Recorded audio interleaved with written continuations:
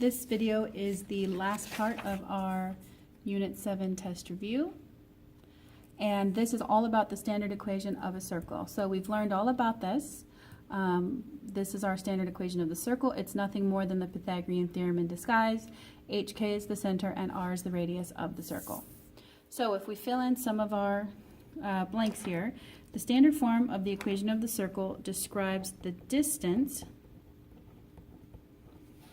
from the center of the circle to any point on the circle. And that's exactly what the equation of a circle does. It describes the distance from the center of the circle to any point on the circle, because that is exactly how we define a circle.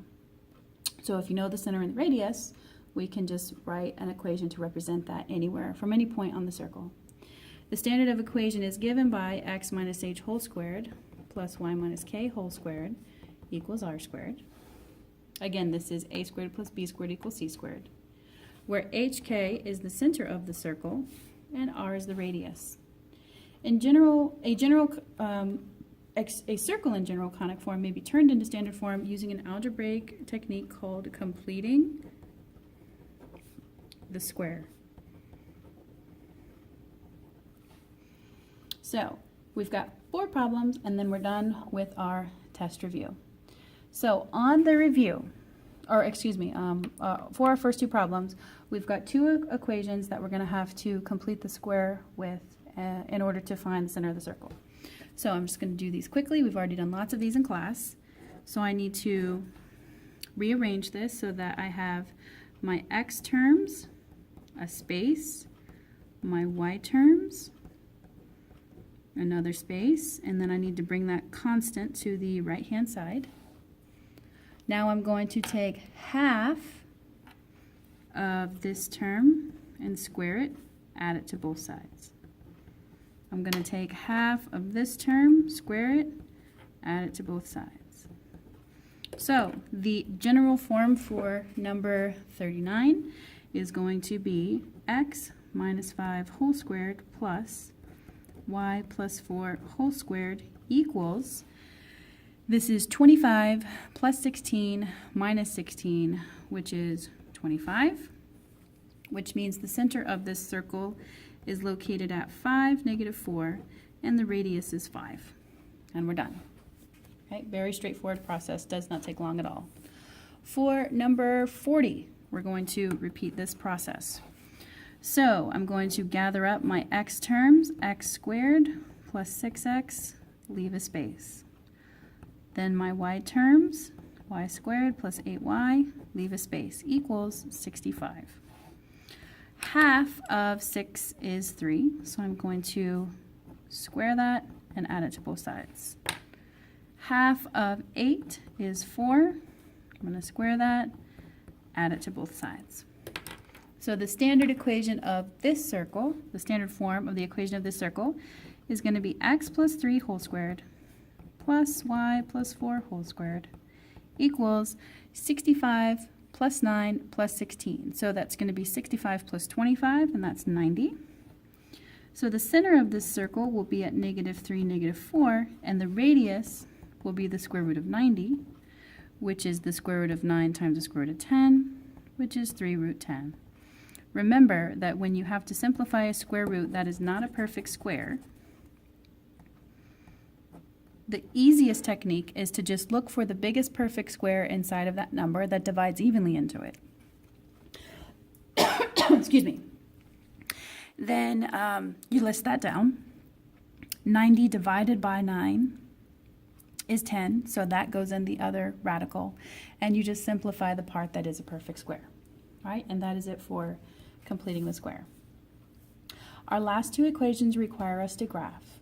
Now, as I've stated in class, anytime you're given an equation, whether it's circles, triangles, rectangles, lines, anything to do with geometry where they list coordinates, most likely you're going to benefit from plotting those. So I've given you guys some graphs here, and we're going to work these out one at a time. So for number 41, they want us to find the equation of a circle whose center is located at 4, -2, and that passes through the point 4, -1. So I'm going to plot the center, which is 4, -2, and I'm going to plot the point that it passes through. So that is 4, -1. Oh, I do want to label this so I know it's the center. It passes through 4, -1, which is right on top of it. So I can easily see that the radius is 1. So 1 up, 1 down, 1 left, and 1 right is this circle. So this is a cute little circle here. I'm just going to fill it in. Okay. So the radius is 1. R squared is still just 1. So if I wanted to write the standard equation of this circle, which is kind of simple, it's going to be x minus 4 squared plus y plus 2 whole squared equals 1. And that's the standard equation of this circle. So you can see that the center is located at 4, -2, and it has a radius of 1. So that's a really easy question. All right, for number 42, they want us to find the equation of the circle that circumscribes triangle GEO, and it lists those vertices. So again, we're going to first plot the points and draw our triangle here. So we are at -7, -3. 1, 2, 3, 4, 5, 6, 7. 1, 2, 3. 1, 2, 3, 4, 5, 6, 7, 1. Okay, just double checking my point. So that is point G. Point E is at 1, 5. So 1, 1, 2, 3, 4, 5. That's point E. And point O is located at 1, -3, which is down here. This is point O. So the first thing I'm going to do is graph my triangle. You can see here that this is going to be a right triangle. Now,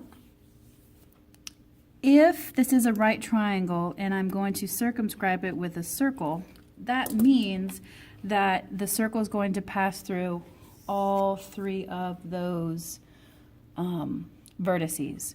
So my circle is going to look something like this. It's got to pass through all 3 vertices. I don't want to graph it just yet because I want to find out where the center of the circle is. So if you remember what we learned about inscribed right triangles, what that says is that if I have a circle like this and I have an inscribed triangle that is a right triangle, then that means that the hypotenuse of that right triangle has to be the center of, or the diameter of the circle. So it follows that whatever the midpoint of that diameter is will give me the center of my circle. So I'm going to use that with my right triangle here to finish off this problem. So if I look here, this is my diameter of my circle, and I can actually just count. I can see that if I go 1, 2, 3, 4, 1, 2, 3, 4, I can easily spot the midpoint of that segment there. If it wasn't a nice number, then I could always use the midpoint formula. That would require me to just average the x's and average the y's. And just to show you guys that that would work, right? We're looking at G and E here. So this would be -7 plus 1 over 2 and -3 plus 5 over 2, which would give me -3 and 1. And if you look at the point that I have, that is in fact the point -3, 1. So if you can see the midpoint, then you can just plot it. If you can't easily see it, then always you can just average the x and average the y's, which is the formula for the midpoint, which would be the center of our circle. Now that I have the center of the circle, I'm just going to calculate the radius. So I'm going to draw a right triangle like we always do. This is A, this is B, this would be R. So R squared is going to be equal to 1, 2, 3, 4 plus 1, 2, 3.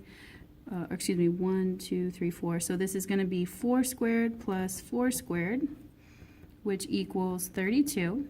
So R squared is 32, which means that I can write the equation of my circle because I have the center and I have R squared. So the equation of this circle is going to be x plus 3 whole squared plus y minus 1 whole squared, which equals 32. And if you actually wanted to see what the circle would look like, even though the question doesn't ask us to do that, I now have my radius here. So this is 1, 2, 3, 4. So I'm going to count out this way, 1, 2, 3, 4. That's going to be a point on the circle. And so I'm going to kind of guesstimate it here. Has to pass through there, has to pass through there, has to pass through this vertex, or vertex I should say. So my circle would look something like that. Again, I won't be as precise as I could be without a compass, but that's a pretty good estimation of what my circle might look like. So anytime you have an inscribed right triangle, you know that the midpoint of the diameter has to be the center of the circle. And that completes our Unit 7 test review.